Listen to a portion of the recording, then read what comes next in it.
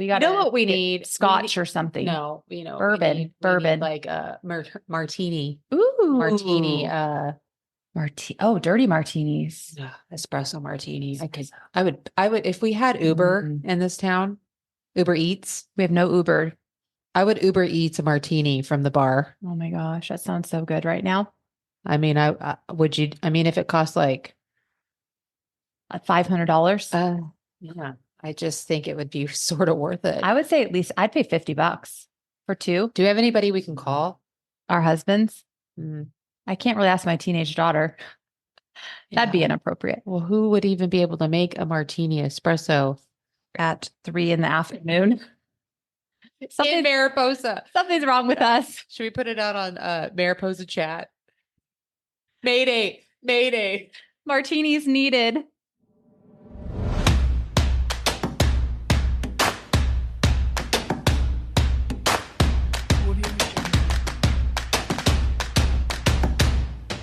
Hey, well, welcome to episode 8 of Now Making Moves in Real Estate. We are so excited to have two very special guests. We've been trying to get them on for a month? No, 2 months, maybe, right from the beginning. We finally have Amanda Miller and Sarah Hedrick here with us. Welcome, ladies. Good to be here. Super excited to be here. Yeah. Well, I'll start with a little background on Sarah, and then I'll let you talk about Amanda. Sarah has been in real estate for 21 years. She is the top producer in the Fresno market, the entire market, just to make that clear. Yeah, she won't say that, so we have to say it for her. She's very humble. I understand, Sarah, you have 2 boys. You've been raising them and been in Fresno for almost your whole life, but I hear that you were actually born in France. Yep. That was it's a fun fact. I didn't have any control over. Yeah. How old were you when you moved from there? 1 year. Aww. So I was pregnant. We all went over. She had me. And then a year later, we all came home. Wow. That's cool. And you've been in Fresno ever since then? Basically. Yeah. Nice. Well, so I guess in your free time, I also hear that you have ran 2 marathons. I've run 2 fulls and a lot of half marathons. Crazy. I don't know how many. My hat's off to you. We have some serious half marathon envy in this group because that's hard to do, even just a half. So congratulations. Thank you. Yeah. Why don't you tell us about Amanda? Amanda Miller. I mean, if those of you that don't know her need to know her, this woman is fierce. Don't be humble over there, girl. Come on. A couple of things about Amanda. Her and her wife own the Valley Real Property. So that's their real estate team in Fresno. And they have 3 agents that are currently underneath them. So she's also a spin instructor. We see her. That's really impressive. Spinning's just as hard as running a marathon. It's a tough workout. 60 minutes on that thing will burn like what, 800 calories? It's intense. Yeah. Yeah.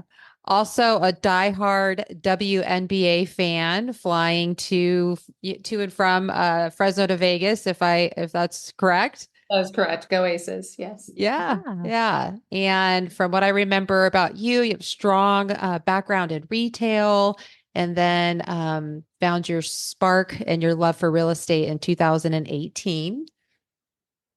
Yeah. Well, welcome. We're so thrilled to have you guys here. Yeah. So, Sarah, why don't we start with you a little bit? Why don't you tell us a little bit more about your journey in real estate? How I got into it? Yeah. I was a stay-at-home mom. It was 2003, and a friend of mine said, "Why don't you get your license?" So I thought, well, I'll just take the test for something to, keep my brain busy. So I took the test. I didn't think I would work or do anything with it, and then started working, and it just kind of blew up. It took off, and I've loved it ever since, and been full force into it ever since. So what does full force look like for you? Around how many transactions do you do a year? Yeah, I want to know this number. Well, it varies. Every year varies. Last year was about 70. The year before about 89. 2021 was the big year, 121. So I've done a few years of 100s and then 80s and stuff, but yeah, it varies depending on the market, et cetera. But yeah. And that's just you, I understand. And a TC?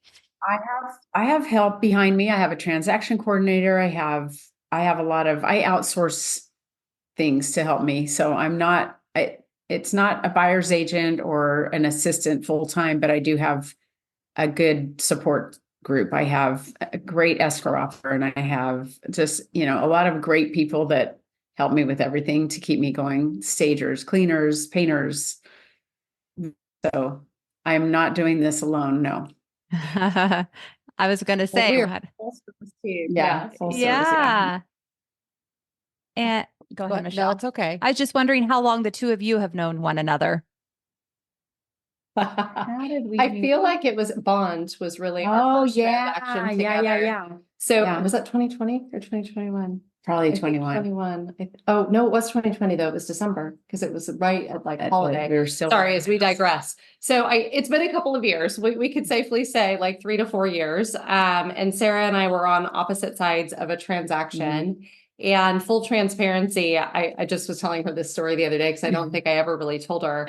At first, I was so intimidated at the concept of having her on the other end. It was my listing and her buyer.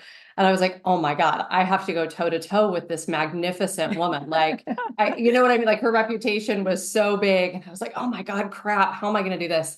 And I have to say, like, we hit it off pretty quick, just kind of doing the dance, if you will. And I think we were actually complimenting each other throughout the transaction and saying how nice it was to have two strong females we were just straight shooters. We kind of told it how it was in a very diplomatic and respectful manner. And we got along really well. And I think we just kind of crossed paths and started picking each other's brains at random on transactions or the market or things that we were coming across. And it kind of turned into a friendship. We've done a couple of other transactions together, but really that's just like the icing on the cake. For the most part, I think, us being able to leverage and lean a little bit. I feel like I lean at her, her expertise more than she leans this way, but No, it's the same. But yeah, we hit it off pretty well. I definitely think we will call each other friends, and we are beyond colleagues. Yeah. Yeah. Oh, that's No, awesome. when we were in that transaction, I could just see the professionalism and the, efficiency and the organization. And it was super fun to do a transaction like that, where you're getting the job done for both parties and everybody's winning. So it was fun. Well, and I think, Yes. Yes. I think Amanda too, with your background with management and retail, I mean, how that had to have translated well for you into real estate. What are some of the skills that you pulled from your previous career into this one? Honestly, so the hardest part for me, just like obviously skills to me are transferable if you identify how they can translate in almost any career to career. Like I think you could probably pit two careers against each other and immediately pick it apart, draw upon skills and plant them somewhere. I'm a believer in that. But I had been in retail for so long that I was an expert, right? Like I was super confident. I knew what I was doing. I knew how to do everything. I was the person people called. So to step in this world where I was good at people, I was good at process, I was good at software and systems and all of those things, but I literally knew nothing about product or how things work or the language and the vocabulary. And I was no longer the expert. So as easy as we could have said, oh, they were all transferable, I was like, well, crap, I don't know Starting what over. I'm doing. Mm-hmm. Yeah. So obviously, yes, having strategic processes, knowing how to leverage people. Also, I think, I started a little bit later in life, right? So I wasn't 20 something. So the confidence to reach out to people and actually say, I don't know what the hell I'm doing. I need a little bit of help or guidance here. Or, my favorite line is always forgive my ignorance. But can you help me to understand A, B, or C? So I definitely think that the background in an executive role lends itself to a lot of good things, but also it took me out of touch with the ability to craft and create, and that there weren't necessarily obviously there's right from wrong and there's ethics, but there wasn't like a tried and true manual on how to go be successful or how to go be good. So that was really tough for me to kind of interpret and figure out how to make it work in this world. just to back up a minute, we talked about why Sarah got into real estate, but what made you take the leap from Oh man. retail into real estate? Because you just touched upon having a successful career in that Yep. space and then going later in life and diving into real estate. Yeah. Why? Why? So I didn't grow up in a highly affluent family, right? So income was sparse and there were 5 kids. And I think that you kind of just pick up and roll with the ball that you're handed. And I was handed a part-time job at the Gap. And then I was a manager at the Gap. And then I was a store manager at the Gap, right? And you just keep climbing the ladder because those of us who are driven drive. And that's what we do. And I got to a space where my options really were to keep climbing per se, to relocate, which was to Southern California. I was working remotely, but I was traveling so much. I mean, I missed football games and wrestling matches and my kids learning how to walk and learn how to ride bikes. And there was so much that I was missing. And not to say we don't still get busy and do those things in order to be successful, but I was gone a lot. And my family lives here. My parents live here. And I honestly, I love Fresno. I know like it's a cliche and it's like, oh my gosh, Fresno, but I love it here. I love the life. I love the affordability, access to everything cool. Like I like it here. So it was scary. But ultimately, so one, from an income potential, knowing that there's really no ceiling on opportunity or possibility in a real estate world. And then 2, just being able to create my own parameters in terms and as far as time. And obviously, I think, both of us are here or workhorses per se, for lack of a better term, but on my own terms. Mm-hmm. So similarities, the flexibility of being at home and with your kids and the financial freedom. And your sweet spot is team building and building agents up, which is great. We love that about you. Tell us a little bit about that. So I admire every day a role like Sarah's, right? To like what I couldn't do, and I don't know that I would find the joy in it. I watch her passionate and excited to be able to face clients and be in the weeds all the time. And while I still love doing transactions and I love the client care component, like my heart is a teacher, coach, trainer. Like I want to pour into individuals, help them create plans. Like there's an operational mindset that sits in me that I really think has to be fueled for me to be excited and happy and feel purposeful. So being able to grow young agents and help them to identify, one, if this is the right world for them at all, full transparency, because that happens a lot. And then 2, to layer in, some business plans and skill sets to help them really figure out where to go from here is awesome and rewarding for me. So to be able to see agents that leave me like that, it's like raising kids, right? It's like, if they don't move out, you have a problem. Yeah. So I'm like, let's teach you, train you in, push you out of the nest. And then you can call me if you need to phone a friend. But it's actually been incredibly rewarding and awesome to see some of the successes that have taken off. I love that. And Sarah, with you being in the business, so long, and the level that you do, what would be a tip that you would give one of these newbies that might be working with Amanda? Maybe something that you wish you had done differently. Gosh. Well, one thing I do, and it's funny because same thing, but different approach, because I don't have a team, but anyone who wants to call and talk to me, I'm happy to mentor them and share anything I have with them. I'll tell them anything I've ever done. And I love to see them succeed. Exactly that. And if you hire people, I've heard people say things like, if I hire them, then they leave. I'm like, that's okay. Just be happy for them. Like if they're happy you're doing something, you can help them get there, So a tip I would give to someone starting is, first thing, there's things to do right away to learn that I didn't do. So like there's a class Brian Buffini offers it's called 100 Days of Greatness. It's a fantastic class for new real estate people, young or old, it doesn't matter. I think that's an amazing start, because as I learned more about my forms and contracts, which is just another aspect of the business, I realized how much it built my confidence. So the more I know the whole contract, I feel super confident in helping someone through it, making sure they're not in hot water, making sure they don't get into trouble. So that builds my confidence, it builds my value, and it helps me to take care of my clients. So one tip I would offer is, first of all, answer your phone. These people, yes, their phone. Secondly, Amen. And it's honestly, it's really important. It really is important to talk to people. And secondly, get your mind around the information that's out there and learn it again and again and again, because there's so much that's out there that we need to know. And there's so much that can get people into trouble.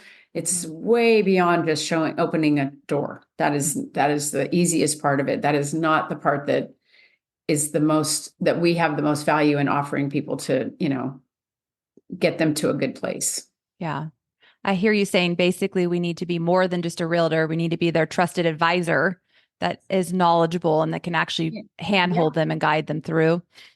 Right. But when we go to write offers, we need to explain what they're signing. And I mean, it's a legal document. It's all great if it all goes great, it's great. If it doesn't go great, you need to go back to the black and white, and that stuff holds teeth, it has teeth in it. So you've got to understand where the teeth are and what they just agreed to and what they didn't agree to, and things that they might be disappointed if they learn without being told up front. They might not like learning that they just said they would let people stay in their house for 10 days after close. Maybe they didn't understand that. Right. That's super important. That's very disappointing when you go to close escrow and they're like, yeah, you can't go in quite yet. Like, I forgot to explain this to you. That's not a good experience. I want people to be extremely happy. I want to add a lot of value. And that is on my mind all the time. A servant's heart, that's literally where I come from. And it makes it really fun for me. I enjoy it. And it's a challenge. It's not just that. It's a challenge to constantly trying to figure out another way to add more value. 21 years in the business and we're still looking to add more value, right? That's what's fun about this industry. It's always changing. Yep. I mean, especially now more than ever. Well, it's funny you say answer the phone. It's also don't have a voicemail box that's full. I mean, that's like another Amen. Yeah. Really, it's crazy town to me, right? I don't think you ever do it. The amount of people I call and say the voicemail box is full. I'm like, well, funny story. Sorry to digress. I actually had to teach a new agent the importance of leaving a voicemail. I was like, what did you hanging up? Leave a voicemail. And she was like, why? I don't know how to do that. Well, Wow. You know what? I actually listened to at a Vistage summit that I went to. I heard someone speak about the differences generationally. So some of the younger generation will not even listen to the voicemail. So I always try to follow up with a text these days after I leave one. I'm like, just do all of it. Just do all of it. Right. Well, and that's a good point, is listen to what they want. Like it could be any age could want a text versus a voicemail, or vice versa. So figuring out which way your clients want to communicate is a good idea. Yeah, for sure. Yeah. So there's 20 plus years, pushing 30 years of experience between the two of you. And I love to hear a good story. I know we have not a all afternoon to talk, but can you share with us a story, a memorable client that you helped, or maybe an open house where something crazy happened? Like, I'm sure our listeners would love to hear anything you want to share with us. I think Sarah's the most funny. I know I have a ton, and I'm drawing a blank today, but I do have a heartwarming one. I've had a couple times where I went to list a house, and during the conversation of finding out what they really are wanting to get to, I talked them out of selling their house and helped them get to where they wanted to go. And that is so much fun for me. I'm not saying I don't want to list your house. I would love to list your house if that's what you need. But these two situations were, the more I dug in, the more I asked questions, the more I found out that really what they wanted was something else. And I helped them get the financing for that or get on their way to doing that. And it was honestly just beaming from ear to ear. Like, that was so much fun. Okay. One of them just needed a little guidance, and another one wanted to buy their business instead. So they loved their home. They didn't want to really sell their home. It was just one of the thoughts. They thought they had to do it that way. So we figured out a way around that, and we got financing and got their business, the building purchase. And yeah, it was amazing. And I didn't have any part of that deal. I mean, but it does go a long way when you are sincerely looking for what they are needing or wanting. It's fun for me. Honestly, that's my focus. And to another tip for young people is, when you do focus on that, everything else comes together, Yeah, I agree. I mean, those things will go far, right? You'll end up getting referrals, I imagine, from them, from their friends and family when they're singing your praises about how great you were. Well, and I'm not saying like talk them out of, I mean, I'm not trying to not work, and I am You for sell your profit, house. but you know, if there's something else that they need, it's fun to do Yeah. that. But people want to hear the truth, whether you're Right. buying a house or a pair of glasses. Like Yeah, The truth. right. Right. Imagine that. The truth. Like imagine that. they want And to hear the truth. I mean, no matter what we're purchasing as consumers, we want to walk away feeling you know, really. sorry, that's a good No, point. That's a go good ahead. point. Knowledge. It's another Mhm. tip for young people, Yes. new people in the industry. It's really, this isn't a persuasion thing. This is a learn your product. There was an agent in town that I went to one of her, there, it was her seller wanted her to be there, and there were a bunch of people walking through, and I watched her with her notes and rattle off all the details that were very important and very impressive and very helpful if you're going to buy a box, right? Mm-hmm. Does this box have a heater in it or no heater in it? Or, you know, it's super helpful if people understand why you got to that price and these things that come with your box. It's Mhm. very, it's fun to give them the information that goes along with the product. And that's, then it takes the pressure off too. You're not trying to talk someone into it. You're Mhm. trying to help them learn if these items in this product are going to fit what you are looking for and the price point. Yeah, Mhm. for sure. And not to, I know the question was about fun stories, but I just We have like, I know we have some of those too. But piggybacking on that concept, like I do think that something that has always aligned us is that even in negotiating together or in conversations about the deals that we're facing and, you know, things Mhm. that are happening in our worlds, it has always been client centric, right? So it's all about where you add value and, you know, what you're aiming toward. I mean, there's been moments where, you know, Sarah's called and based on the dynamic of business at any given time and said like, I have a client who may need to move this fast, right? So it's like, does a cash deal make sense for them? Or, you know, do we look at different options for each client, knowing that, you know, the monetary back to us, the actual, you know, lucrative component goes down as you Mhm. are, you know, working these creative options, but at the end of the day, it's right for the person. Right. So I think that common thread, I would 100% agree with, saying like, go into your business with that heart, and no matter what, you're going to get the right things back for sure. Well, what was Yeah. that movie made?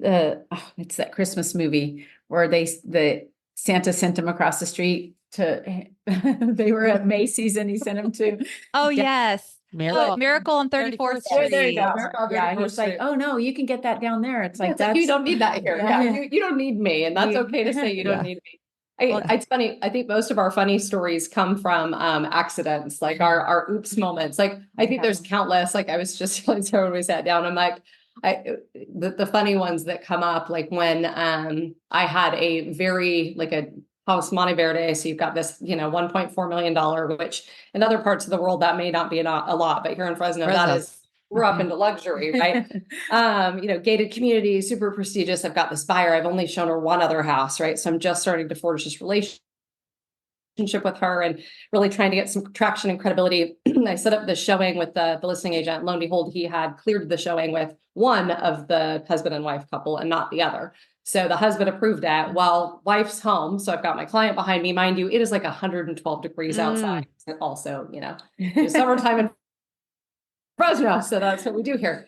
And, you know, I kind of do the little knock on the door. I had taken out the key out of the lockbox, and I did a little hello, you know, and this house is huge, you know, it's 5,500 square feet. And all of a sudden I hear this woman yelling at me as she barrels down the spiral staircase in her robe. I mean, like nobody needs to see any woman like this, right? Hair up in the bun, hot mess, yesterday's makeup. Like she That's was some not good happy stuff. to see.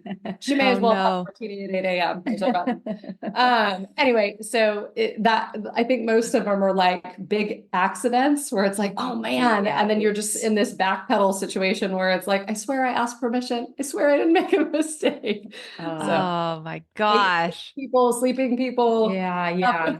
That's hilarious. That's so funny. Yeah. There was one where we parked outside the gate. It was a gated house, and I thought it was a brilliant idea to push the button and walk in. Well, there was no way to get back out. I've had to hop a fence or two. It was Oh the no. kid had to go over the fence. The parents, I don't think they were very happy with it. I was like, can he hop over and push the button? Because we're stuck. No, I've got videos of my wife climbing over a fence. We're pushing the button. It's not working. I'm like, up you go. I think everyone has those stories. I remember being a brand new agent and I had a Honda Accord and we live in the mountains and these clients wanted to go see a property and I was literally probably a month in and they're following me in the middle of nowhere up this tiny dirt road, Feliciana Mountain, way up in Jersey Dell. And I couldn't even turn around and we finally get up to a spot where we could, stop because I also couldn't find the property. And they're like, yeah, I think this might be a little too remote. Like, I should not have been driving up. I needed 4-wheel drive. I didn't know, things happen. And I went to a property I had for sale, 200 acres, and I would drive in and drive. There was this one big dip.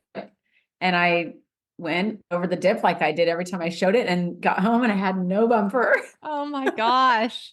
Oh The my boys are like, goodness. where'd the bumper go? I'm like, oh my I know where it is. I'll be right back. Oh my God. On the 200 acres. And I know where I can take it to get it fixed. Right. So I'll share my one story that's pretty memorable. This one Oh. sent me to do an Avid up here in Mariposa. Remember this one? Yeah. Yeah. It was awful. Sorry about Yeah. that. I go to this house, it's vacant, and I go to leave. I do the Avid, and I'm coming down the hill, and there's an elderly woman, coming at me, waving her hands with sticks to my car. I'm in the middle of nowhere, and she's got tickers all over her, and she's screaming for help. And I'm like, oh, this is like something out of a movie. So my husband's in law enforcement. I like put the window down, itty bitty. I'm like, can I help you? And she's just there. They're coming to get me. They're coming to get me. And I'm like, oh Lord, who's coming to get you? So I just get on, call the deputies to come. And I'm feeling terrible about this woman. Like, do I get out to help her? She ended up leaving an old folks home nearby. And so she was missing. Anyways, I get out and she's saying, oh, you're my sister. You're my sister. Where have you been? They're abusing me. They're abusing me. The deputy came. She was taken back to the old folks home, but it was scary.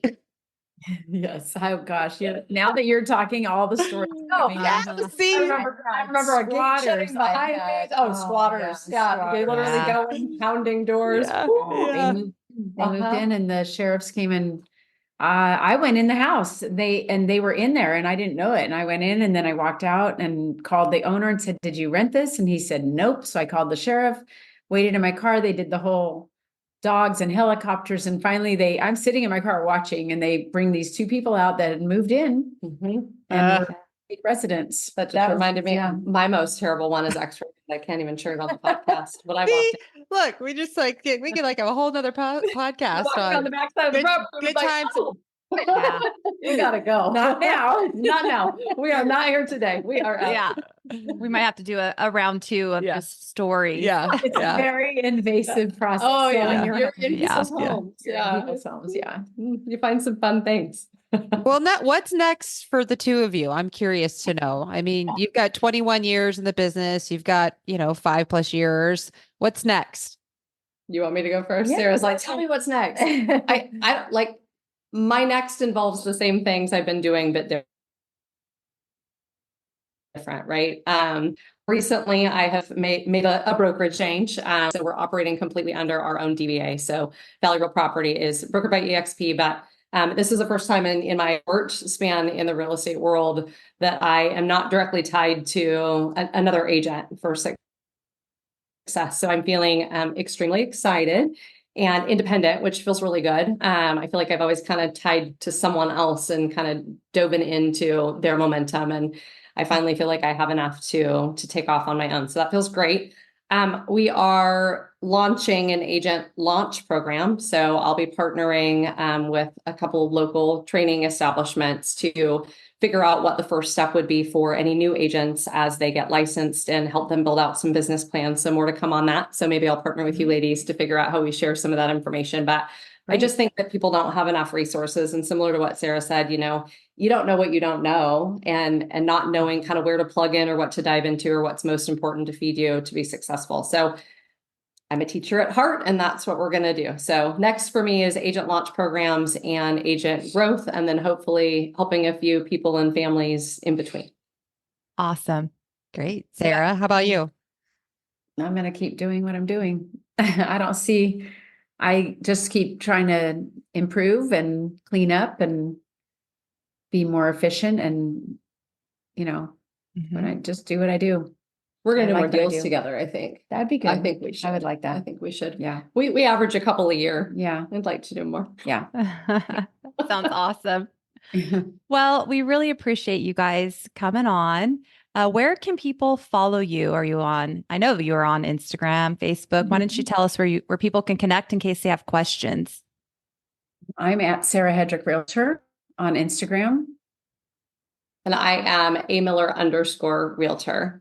My name is about as generic as they come, but Easy to find. Easy to find. Yes. Yes. I don't know, people really are at websites much, so I feel like Instagram's probably the best, and go down the wormhole of what other pages to follow. But for the most part, I think you get a little bit of genuine for both of us on our pages, who we are, what we do, what we're all about. I agree. My boys are my first love. They're grown, but they have amazing wives, and Blake's getting married in October. And Tanner got married in July. So that's always fun and exciting. I need wedding pics on your page. Okay. For sure. Yeah. That's a great idea. I'm going to put some wedding pics on. My boys luckily are not married yet. So no grandbabies. Yeah, we're not ready for Grandma Emily. Like, that's not going to happen quite yet. But so yeah, they're a little younger. They're in their 20s though, so 22 and 24. So I'm hopeful that we have a few years before we are doing the wedding dress shopping game. So I'll call this one when I get some advice on how to handle that. It's fun. Yeah. I'm loving it. Yeah, I bet. Loving it. Aww. Yeah. No grandbabies for you either. So. Grand dogs. I do the dog duty. Yep. Nice. Yeah, love it. I have a couple grand cats. Yeah. Yeah, There you go. Cannon's a cat man. Kind of weird. It's all right. I just roll with it. It's fine. I feel incredibly blessed to have met the two of you, and appreciate your time. I think that you are dynamite agents in the Central Valley, and I've enjoyed watching both of you on social media. I look forward to meeting you at some point, Sarah, in person. But thank you so much for providing some entertainment to our listeners, but also entertainment. and some tips. I thank you. Yeah. Thank you guys so much. Let's connect, right? We're all on Instagram, all things twist, ask the general. You've got theirs. So if anyone has any questions that's listening, I think it's safe to say that we're all accessible, and you can reach out and we'd be happy to help. Yep. Sounds good. Yep. Thanks for having us on, ladies. Thank Thank you. you. We'll see it. We'll see you in the valley at some point for some drinks or something soon. Excellent. Martini button. Martinis. There we go. Have a great one. Talk to you later.